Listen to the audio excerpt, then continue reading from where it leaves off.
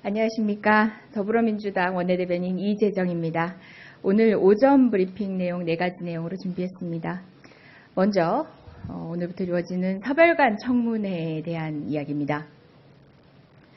오늘부터 양일간 국회 기획재정위원회와 정무위원회의 연석회의로 일명 서별관 청문회, 조선해운업 구조조정 청문회가 열립니다. 하지만 청문회 시작 전부터 최경환, 안종범 지키기에 혈안이 된 정부 여당의 목리로 김을 빼더니 이제는 하나 남은 홍기택 전 산업은행장마저 소재 파악이 되지 않는다는 이유로 증인 출석이 불투명해졌습니다. 정부 여당이 앞장서 진상규명보다 김 빼고 숨겨서 사실을 은폐할 것이라는 것은 이미 모든 국민이 알고 있던 사실이라 더 이상 놀랍지도 않습니다.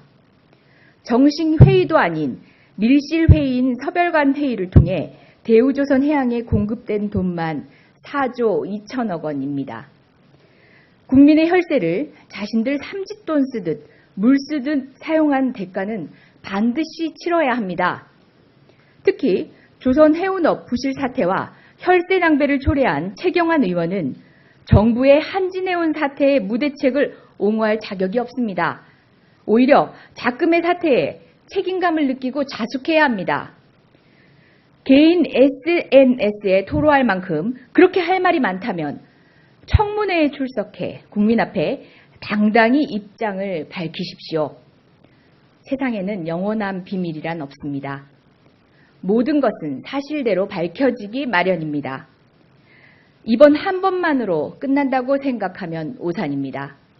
더불어민주당은 갖은 악조건에도 굴하지 않고 철저한 조사를 통해 서별관 회의의 진상을 밝혀낼 것임을 국민 여러분께 약속드리겠습니다.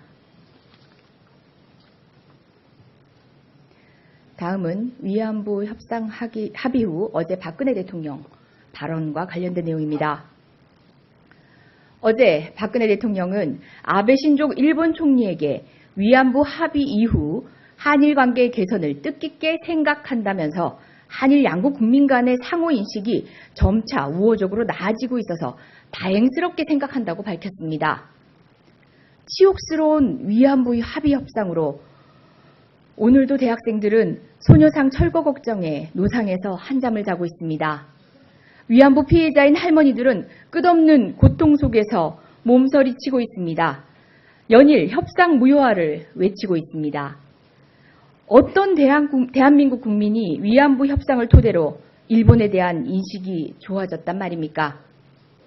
박근혜 대통령이 염두에 두는 국민은 과연 누구입니까?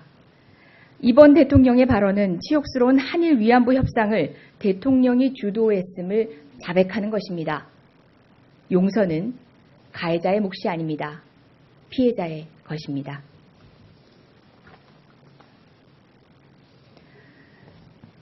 어제 필링제니스 국제사무노동조합 연합 사무총장의 발언과 관련된 내용입니다. 어제 언론을 통해 필링제니스 국제사무노동조합 연합 사무총장은 한국이 과거로 회귀하는 것을 몸으로 느꼈다고 뼈있는 한마디를 남겼습니다. 150개국 900여 개 노조, 가입 노조원만 2천만 명에 달하는 국제 최고의 산별노조연합 사무총장이 한상균 민주노총 위원장을 만날 수 있었던 시간은 경찰의 감시 속에 단 10분이었습니다.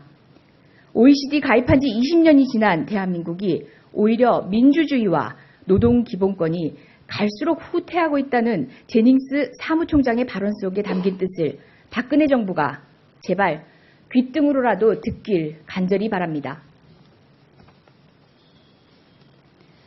우병우 수석 국감 불출석 논란과 관련된 내용입니다.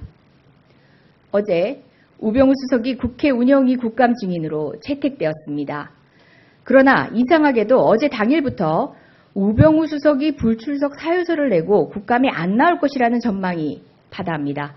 하지만 새누리당 정진석 원내대표조차 여러 차례 운영위 국감 출석을 언급한 바 있습니다.